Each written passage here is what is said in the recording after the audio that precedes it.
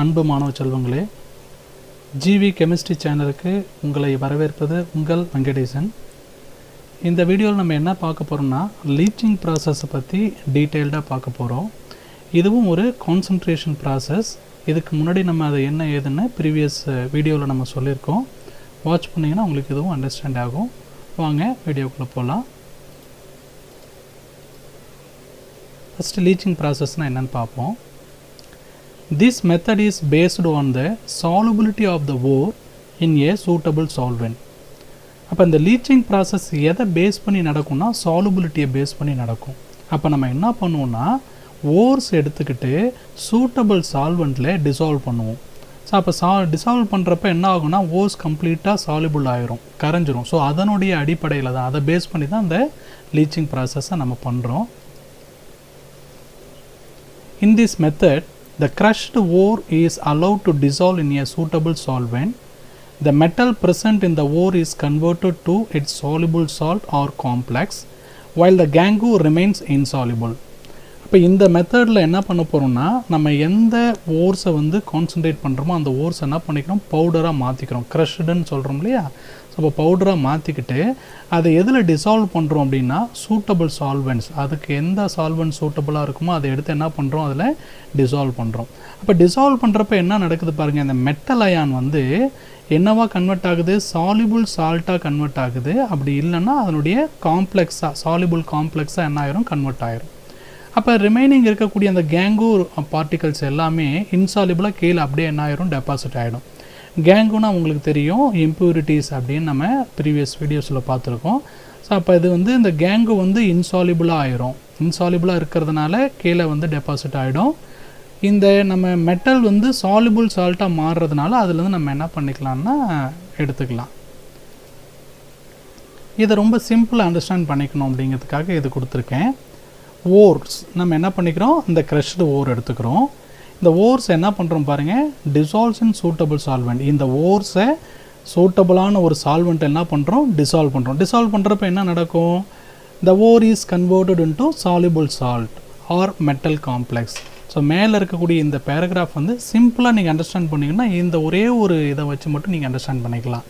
அப்போ ஓர்ஸை எடுத்துக்கிட்டு சூட்டபுளான சால்வெண்ட்டில் என்ன பண்ணுறோம்னா டிசால்வ் பண்ணுறப்ப அந்த ஓர் என்னவா கன்வெர்ட் ஆகுது, சால்யுபிள் சால்ட்டாக கன்வெர்ட் ஆகுது. அப்படி இல்லைனா மெட்டல் காம்ப்ளெக்ஸாக கன்வெர்ட் ஆகிடும். ஸோ அப்போ நம்ம இதிலேருந்து நான் என்ன பண்ணிக்கலாம்னா, அந்த மெட்டலை ரெக்கவர் பண்ணிக்கலாம். Types of leaching process. So லீச்சிங்னா என்னன்னு பார்த்துட்டோம். அதில் என்னென்ன டைப்ஸ் இருக்குது அப்படின்னு பார்ப்போம். So first cyanide leaching, second ammonia leaching, third alkali leaching, fourth acid leaching. இப்போ இந்த லீச்சிங்கில் 4 டைப் ஆஃப் லீச்சிங் ப்ராசஸ் இருக்குது. இது ஒன்று பற்றியும் தான் நம்ம இந்த வீடியோவில் ரொம்ப டீட்டெயில்டாக பார்க்க போகிறோம். ஸோ ஃபஸ்ட்டு சைனைட் லீச்சிங்கை பற்றி நம்ம பார்க்கலாம். Let us consider the concentration of gold ore as an example. அப்போ இந்த சைனைடு லீச்சிங்க்கு நம்ம எதை எக்ஸாம்பிளாக எடுத்துக்கிறோம்னா, concentration of gold. Concentration of gold இந்த இதை தான் நம்ம எதுக்கு எக்ஸாம்பிளாக எடுத்துக்கிறோம். The crushed ore of gold is leached with aerated dilute solution of sodium cyanide. இப்போ க்ரஷ் பண்ண ஓர் எது கூட நம்ம ஆட் பண்ணுறோம் அப்படின்னா, சோடியம் சைனைடு கூட ஆட் பண்ணுறோம்.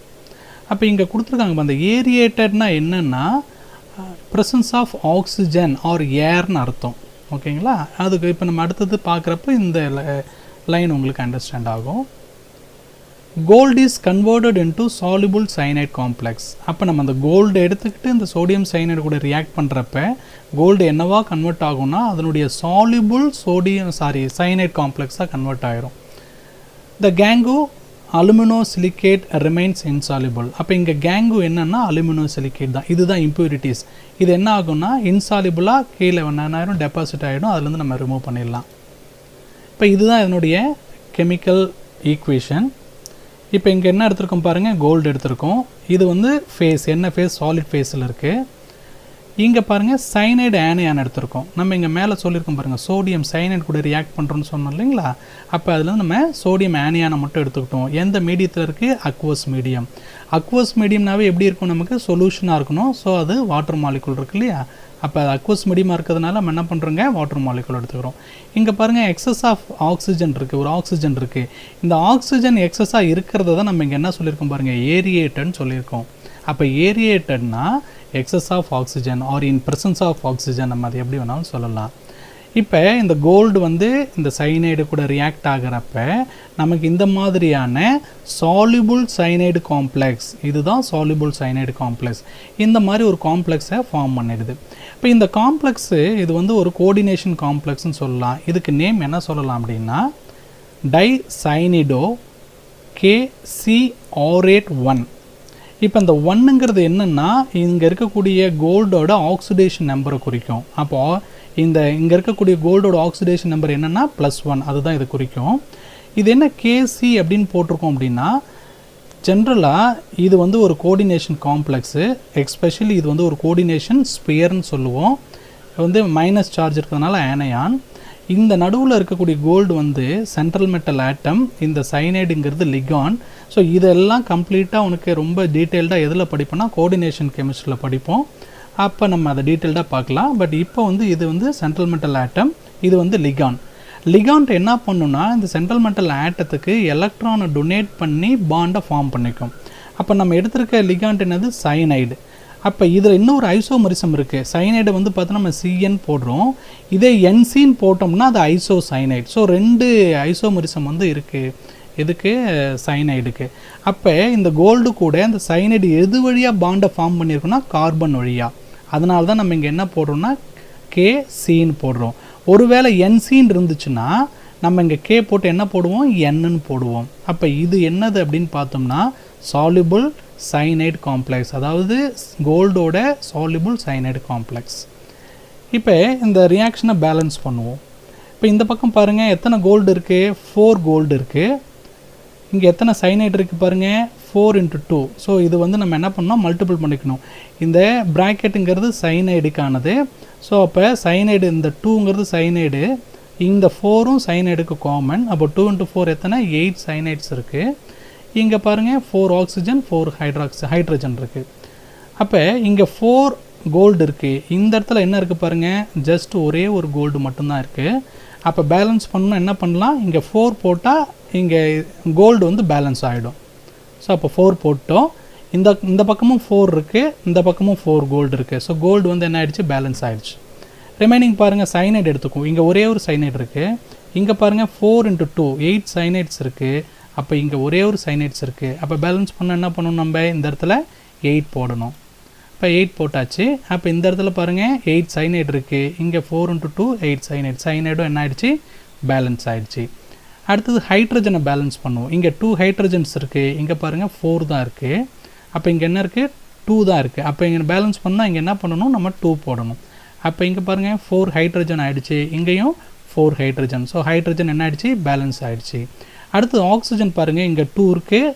இந்த 2ங்கிறது இந்த ஹைட்ரஜனுக்கும் காமன், ஆக்சிஜனுக்கும் காமன். அப்போ இங்கே 2 ஆக்சிஜன் இருக்குது, இங்கே 2 ஆக்சிஜன் இருக்குது. ஸோ 2 + 2 4 ஆக்சிஜன், இங்கே 4 ஆக்சிஜன் இருக்குது. ஸோ அப்போ கம்ப்ளீட்டாக அந்த ரியாக்ஷன் வந்து பேலன்ஸ் ஆகிடுச்சு.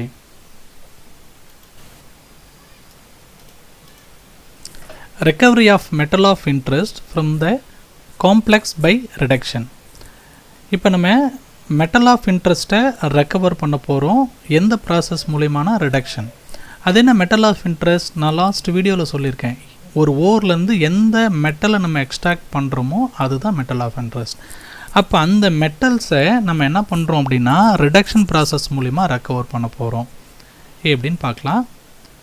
Gold can be recovered by reduction process using zinc.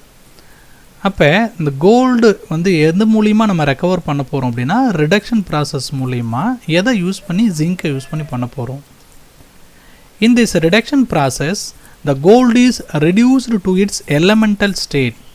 Elemental ஸ்டேட்னா என்னென்னா 0 ஆக்சிடேஷன் ஸ்டேட்டுன்னு அர்த்தம். எக்ஸாம்பிள் பார்க்குறப்ப புரியும். And this process is called cementation. அப்போ இந்த ப்ராசஸ்க்கு பேர் என்னது, சிமெண்டேஷன் அப்படின்னு சொல்கிறோம். இது வந்து ரியாக்ஷன். இது வந்து ஜிங்க் மெட்டல் சாலிட் ஸ்டேட்டில் இருக்குது. இந்த ஜிங்க் மெட்டல் எது கூட ரியாக்ட் ஆகுது அப்படின்னா கோல்டு சைனைட் காம்ப்ளெக்ஸ் கூட ரியாக்ட் ஆகுது. ரியாக்ட் ஆகிறப்ப நமக்கு பாருங்கள் ஜிங்க் காம்ப்ளெக்ஸ் ஃபார்ம் ஆகுது, அது கூட வந்து கோல்டு கிடைக்குது. இப்போ இந்த கோல்டோட ஆக்சிடேஷன் ஸ்டேட் இங்கே பாருங்களேன் 0ன்னு சொல்லியிருக்கோம் பார்த்தீங்களா. அப்போ இந்த 0 ஆக்சிடேஷன் ஸ்டேட் இருந்துச்சுன்னா அதுக்கு பேர் தான் என்னது எலமெண்டல் ஸ்டேட் அப்படின்னு பேர். அப்போ இந்த ரியாக்ஷன் வந்து ஒரு ரிடாக்ஸ் ரியாக்ஷன். ரிடாக்ஸ் ரியாக்ஷன்னா என்னென்னா ஒரு கெமிக்கல் ரியாக்ஷனில் ஆக்சிடேஷன் அண்டு ரிடக்ஷன் ரெண்டுமே சைமல்டேனியஸாக நடக்கும். அப்படி நடந்துச்சுன்னா அதுக்கு பேர் என்னது ரிடாக்ஸ் ரியாக்ஷன் அப்படின்னு சொல்கிறோம். இது எப்படின்னு நான் உங்களுக்கு எக்ஸ்பிளைன் பண்ணுறேன். ஃபஸ்ட்டு இந்த ரியாக்ஷனை பேலன்ஸ் பண்ணிடலாம். இப்போ இது வந்து என்னது லெஃப்ட் ஹேண்ட் சைட், இது right hand side. Left hand சைடில் ஒரு ஜிங்க் இருக்குது, இங்கே ஒரு ஜிங்க் இருக்குது, ஜிங்க் பேலன்ஸ் ஆகிடுச்சு. இங்கே பாருங்கள் ஒரு கோல்டு இருக்குது, இங்கே 2 கோல்டு இருக்குது. ஸோ கோல்டு பேலன்ஸ் ஆகலை. 2 சைனைடு இருக்குது, இங்கே 4 சைனைடு இருக்குது. ஸோ சைனைடும் கோல்டும் என்ன ஆகலை, பேலன்ஸ் ஆகலை. அப்போ ரைட் ஹேண்ட் சைடில் பாருங்கள் 2 கோல்டு இருக்குது, இங்கே ஒன்றே ஒன்று தான் இருக்குது. அப்போ பேலன்ஸ் பண்ணணும்னு நம்ம என்ன பண்ணலான்னா 2 போடுறோம். அப்போ இங்கே 2 போட்டதுக்கப்புறம் பாருங்கள் 2 கோல்டு இருக்குது. ஸோ கோல்டு இந்த பக்கம் என்ன இருக்குது 2 இருக்குது, பேலன்ஸ் ஆகிடுச்சு. சைனைடு பாருங்கள் 4 சைனைடு இருக்குது, இந்த பக்கம் பாருங்கள் 4 சைனைடு. ஸோ சைனைடு என்ன ஆகிடுச்சு, பேலன்ஸ் ஆகிடுச்சு. இப்போ இந்த ரியாக்ஷன் எப்படி நடக்குதுன்னு எக்ஸ்பிளைன் பண்ண போகிறோம், வாங்க பார்ப்போம். ரிடாக்ஸ் ரியாக்ஷன்னா என்ன? It is a reaction in which both oxidation and reduction takes place simultaneously is known as redox reaction. அப்போ ரிடாக்ஸ் ரியாக்ஷன்னா என்னென்னா ஆக்சிடேஷனும் ரிடக்ஷனும் சைமல்டேனியஸாக நடக்கணும். அப்படி நடந்துச்சுன்னா அதுக்கு பேர் என்னது ரிடாக்ஸ் ரியாக்ஷன். நம்ம இப்போ பார்த்த ரியாக்ஷன் வந்து ஒரு ரிடாக்ஸ் ரியாக்ஷன். எப்படி நடக்குதுன்னு பார்ப்போம். ஃபஸ்ட்டு ஸ்டெப்பில் இந்த மெட்டல் வந்து ஆக்சிடைஸ் ஆகுது. ஆக்சிடேஷன்னா என்னென்னா லாஸ் ஆஃப் எலக்ட்ரான். அப்போ இந்த Z10 அப்படிங்கிற ஜிங்க்கு என்னவா இருக்குது, 2 எலக்ட்ரானை லூஸ் பண்ணிடுது. லூஸ் பண்ணதுனால Z10 எழுதுகிறோம். இங்கே அந்த ப்ளஸ் எதை குறிக்குதுன்னா டிஃபிஷியன்சி ஆஃப் எலக்ட்ரான், எலக்ட்ரான் குறைபாடு இருக்குது அப்படின்னு காமிக்குது. இந்த 2 எதை குறிக்குது அப்படின்னா எத்தனை எலக்ட்ரானை அதை இழந்திருக்கு அப்படின்னு சொல்லுது. அப்போ இந்த ஜிங்க் 2 எலக்ட்ரானை லூஸ் பண்ணதுனால Z10 எழுதுகிறோம். சப்போஸ் இங்கே ஒரே ஒரு ப்ளஸ் இருந்துச்சுன்னா அது ஒரு எலக்ட்ரானை லூஸ் பண்ணியிருக்குன்னு அர்த்தம். செகண்ட் ஸ்டெப் பார்ப்போம். இந்த ஃபஸ்ட்டு ஸ்டெப்பில் இருக்கிறத அப்படியே எடுத்து எழுதிக்கிறோம். ஜிங்க் வந்து ஆக்சிடேஷன் ஆகிருக்கு. இப்போ இது எது கூட ரியாக்ட் ஆகுது, கோல்டு சைனைட் காம்ப்ளெக்ஸ் கூட. அப்போ இந்த ஜிங்க் ஆக்சிடேஷனில் 2 எலக்ட்ரானை லூஸ் பண்ணியிருக்கு. இந்த 2 எலக்ட்ரானை இந்த கோல்டு வந்து என்ன ஆகும்னா அக்செப்ட் பண்ணிக்கும். ஸோ கோல்டு வந்து எலக்ட்ரானை கெயின் பண்ணிக்குது அப்படின்னு சொல்லலாம். அப்போ எலக்ட்ரானை கெயின் பண்ணக்கூடிய ப்ராசஸ் என்னென்னா ரிடக்ஷன். இங்கே இந்த AU அப்படிங்கிற கோல்டுக்கு மேலே ப்ளஸ் போட்டிருக்கோம் இல்லையா, அந்த ப்ளஸ் எதை குறிக்குதுன்னா கோல்டோட ஆக்சிடேஷன் ஸ்டேட்டை குறிக்குது. அப்போ கோல்டோட ஆக்சிடேஷன் ஸ்டேட்டுங்க என்னது +1. 2 கோல்டு இருக்குது. அப்போ இந்த 2 கோல்டு இந்த ஜிங்க் லூஸ் பண்ண 2 எலக்ட்ரானை கெயின் பண்ணி என்னவா மாறுது அப்படின்னா எலமெண்டல் கோல்டாக ரிடியூஸ் ஆகுது. அப்போ எலமெண்டல்னால் உங்களுக்கு தெரியும் 0 ஆக்சிடேஷன் ஸ்டேட்டு. அப்போ கோல்டு ப்ளஸ்ஸிலேருந்து என்னவா மாறிடுச்சு, 0வாக மாறிடுச்சு. நமக்கு அது கூடவே என்ன கிடைக்குது, ஜிங்க் காம்ப்ளெக்ஸ் கிடைக்குது. இப்போ இதனுடைய ஓவரால் ரியாக்ஷன் பார்ப்போம். இப்போ ஓவரால் ரியாக்ஷன் எப்படி எழுதுறதுன்னா காமன் டேர்ம்ஸ்லாம் கேன்சல் பண்ணிட்டோம்னா ஓவரால் ரியாக்ஷன் கிடச்சிரும். அப்போ ஓவரால் ரியாக்ஷன் பார்த்து எழுதுறதுக்கு முன்னாடி இந்த காமன் டேர்ம்ஸ் என்னென்ன இருக்குன்னு பாருங்கள். இப்போ இதில் Z10 இருக்குது, இங்கே Z10 இருக்குது. அதே மாதிரி இங்கே 2 எலக்ட்ரான் இருக்குது, இங்கே 2 எலக்ட்ரான் இருக்குது. இதெல்லாம் கேன்சல் பண்ணோம்னா நமக்கு என்ன கிடைக்கும், ஓவரால் ரியாக்ஷன் கிடைக்கும். ஸோ இதுதான் ஓவரால் ரியாக்ஷன். இப்போ இந்த ஓவரால் ரியாக்ஷன் எப்படி கிடைக்கும்னா காமன் டேர்ம்ஸ் கேன்சல் பண்ணான்னு சொன்னேன். எப்படி பண்ணுறோம் பாருங்கள். Z10 காமனாக இருக்குது, இங்கே காமனாக இருக்குது. ஸோ அதை கேன்சல் பண்ணிட்டோம். அடுத்தது 2 எலக்ட்ரான் காமனாக இருக்குது, 2 எலக்ட்ரான் காமனாக இருக்குது, அதையும் கேன்சல் பண்ணிட்டோம். ரிமைனிங் என்னென்ன இருக்கோ எடுத்து எழுதுங்க, ஓவரால் ரியாக்ஷன் உங்களுக்கு கிடச்சிரும். அப்போ இங்கே பாருங்கள் Z10 இருக்குது, அப்படியே எடுத்து எழுதிக்கிறோம். இங்கே கோல்டு காம்ப்ளெக்ஸ் இருக்குது, அதை அப்படியே எடுத்து எழுதிக்கிறோம். ஸோ இந்த சைடில் இங்கே என்ன இருக்கோ அதை அப்படியே எடுத்து எழுதிக்கிட்டோம். ஸோ அப்போ நமக்கு என்ன கிடச்சிருச்சு, ஓவரால் ரியாக்ஷன் கிடச்சிருச்சு. அப்போ இந்த ரியாக்ஷன் வந்து ஒரு ரிடாக்ஸ் ரியாக்ஷன். ஓகேங்களா. அப்போ இந்த ரியாக்ஷன் வந்து ஒரு ரிடாக்ஸ் ரியாக்ஷன். இது எப்படி நடக்குதுன்னு நம்ம இப்போ பார்த்தோம். வாங்க அடுத்து பார்க்கலாம். இப்போ இந்த சைனைடு லீச்சிங்கை ரொம்ப சிம்பிளாக அண்டர்ஸ்டாண்ட் பண்ணிக்கணுங்கிறதுக்காக நான் ஒரு டயக்ராமை வந்து க்ரியேட் பண்ணியிருக்கேன். இது என்னென்னு பார்ப்போம். Crushed ore of gold. இப்போ நம்ம என்ன இதுக்கு எக்ஸாம்பிள் பார்த்தோம், கோல்டு தான். இப்போ இந்த கோல்டு என்ன பண்ணிக்கிறோம், க்ரஷ் பண்ணிக்கிறோம், நல்லா பவுடர் ஆக்கிக்கிறோம். அடுத்து இதை எதில் ஆட் பண்ணுறோம் பாருங்கள், ஏரியேட்டட் சோடியம் சயனைட். ஸோ ஒரு apparatusல என்ன பண்ணிக்கிறோம், ஏரியேட்டட் சோடியம் சைனைடு எடுத்துக்கிறோம். இந்த க்ரஷ்டு ஓரை இந்த ஏரியேட்டட்னா நான் உங்களுக்கு சொன்னேன் இன் ப்ரெசன்ஸ் ஆஃப் ஆக்சிஜன் அப்படின்னு அர்த்தம். அப்போ இந்த சோடியம் சைனைடு கூட இந்த க்ரஷ்டு கோல்டு என்ன பண்ணுறோம், நம்ம ஆட் பண்ணுறோம்.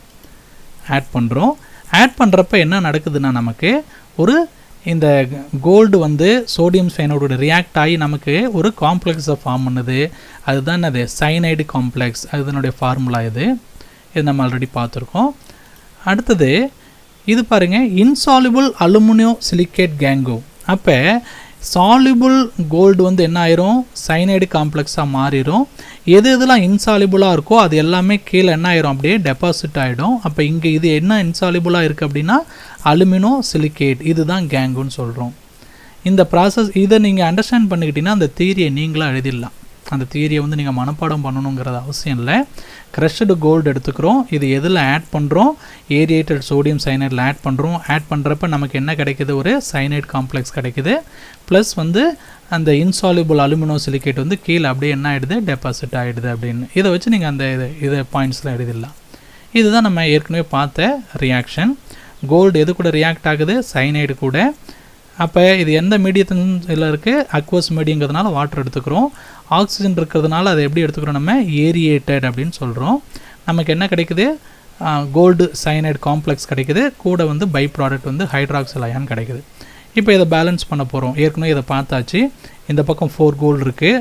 அப்போ இங்கே நம்ம 4 போட்டோம்னா கோல்டு பேலன்ஸ் ஆகிடும். அடுத்து பாருங்கள், சைனைடு வந்து 8 சைனைட்ஸ் இருக்குது. அப்போ இங்கே 8 போட்டால் சைனைடு வந்து பேலன்ஸ் ஆகிடும்.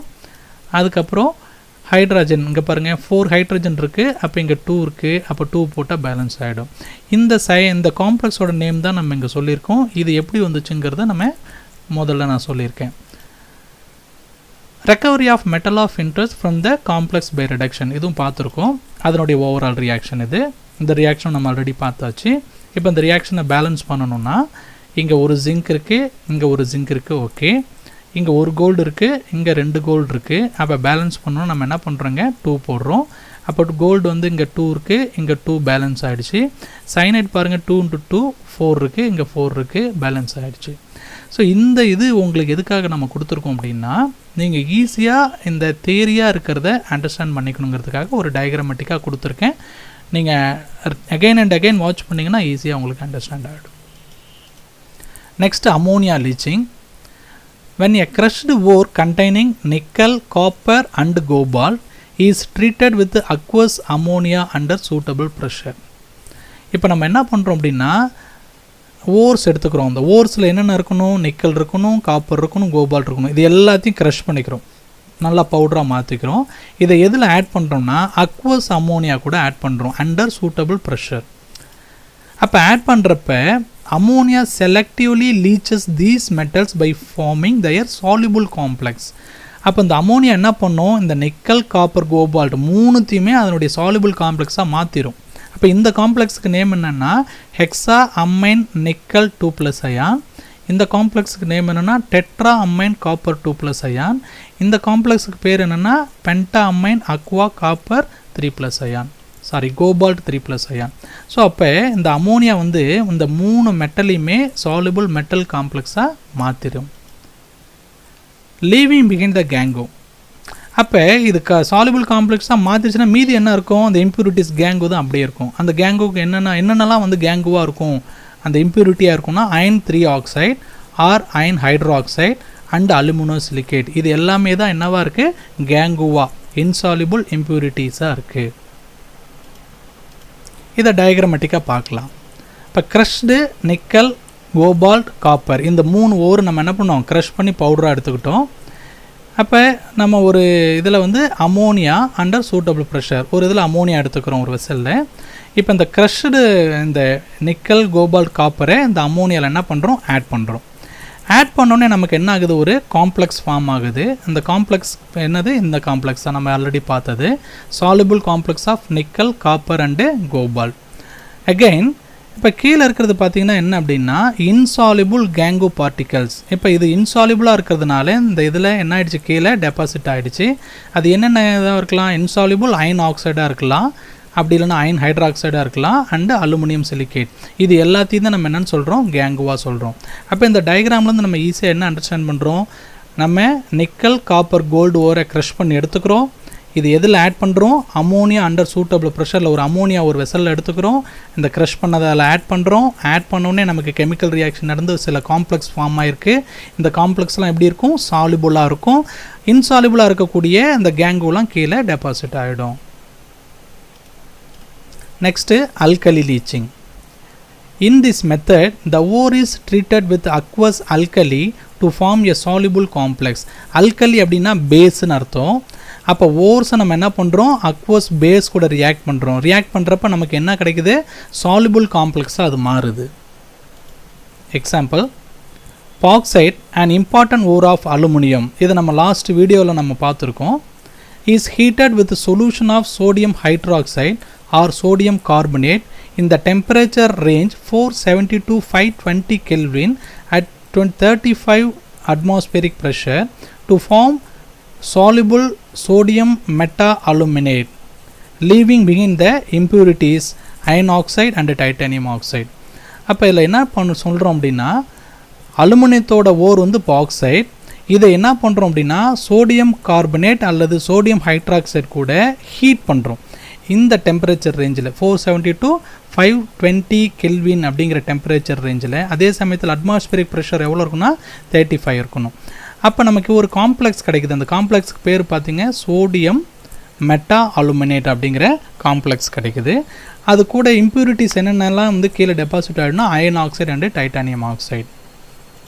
ஸோ இது வந்து இதனுடைய கெமிக்கல் ஈக்குவேஷன். Al2O3 தான் பாக்சைட்.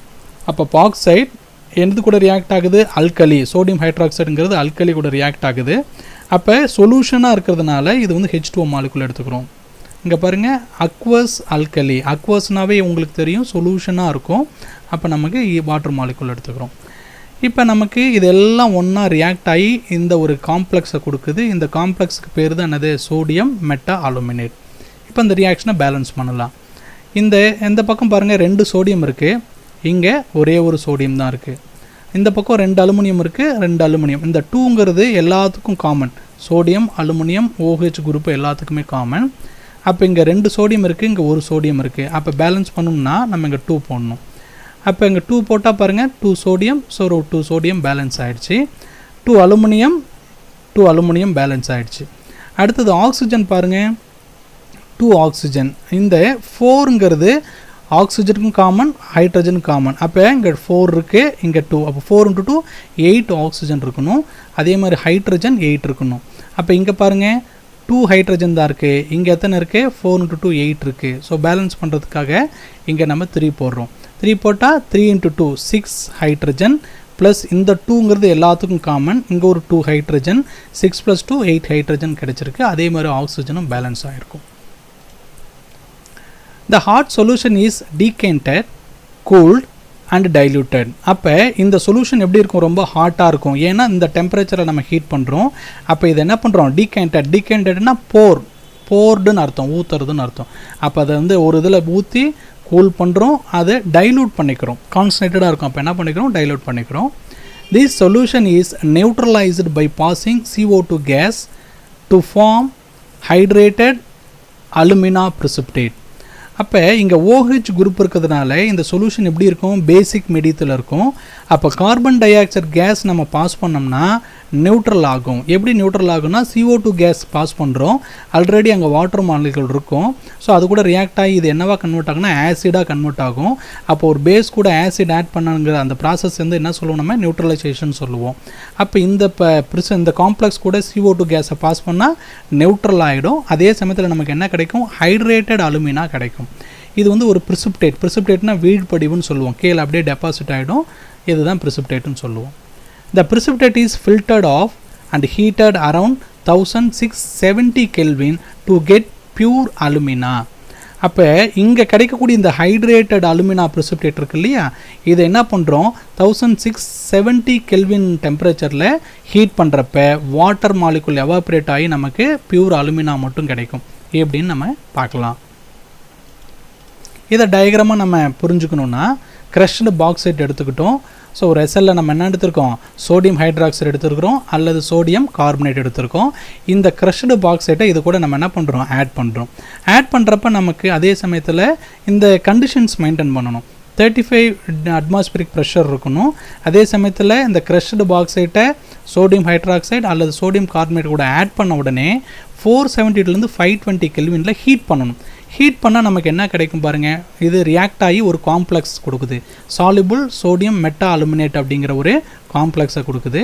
அகெயின் இன்சாலிபிள் அந்த கேங்குன்னு சொல்லக்கூடிய iron oxide and titanium oxide வந்து கீழே இன்சாலிபிளாக இருக்கிறதுனால டெபாசிட் ஆகிடுது. இதுதான் அதனுடைய டயக்ராம் நம்ம ஆல்ரெடி பார்த்தோம். ஸோ ரியாக்ஷனை பேலன்ஸ் பண்ணுறதுக்காக இங்கே 2 போடுறோம், இங்கே 3 போடுறோம். இப்போ இந்த சொல்யூஷன் தான் வந்து என்னது, அந்த ஹாட் சொல்யூஷன் சொல்கிறோம். இது தான் நியூட்ரலைஸ் பண்ண போகிறோம். Is neutralised by adding carbon dioxide gas to form hydrated alumina. அது என்ன ஹைட்ரேட்டட்னா வாட்டர் மாலிகுல் இருக்கக்கூடிய அப்படின்னு அர்த்தம். ஹைட்ரேட்டட்னா எதை குறிக்கும், வாட்டர் மாலிகுலை குறிக்கும். Which is heated around 1670 kelvin to get pure alumina. இப்போ ரியாக்ஷன் பாருங்கள், இதுதான் நம்ம இந்த காம்ப்ளெக்ஸு. இந்த காம்ப்ளெக்ஸ் கூட என்ன பண்ணுறோம், கார்பன் டை ஆக்சைடு கேஸை பாஸ் பண்ணுறோம். பாஸ் பண்ணால் நமக்கு என்ன கிடைக்குது பாருங்கள், ஹைட்ரேட்டட் அலுமினா. Al2O3ங்கிறது அலுமினா. இந்த வாட்டர் மாலிகுல் அது கூட இருக்கிறதுனால அதுக்கு பேர் என்ன நம்ம சொல்கிறோம், ஹைட்ரேட்டட் அலுமினான்னு சொல்கிறோம்.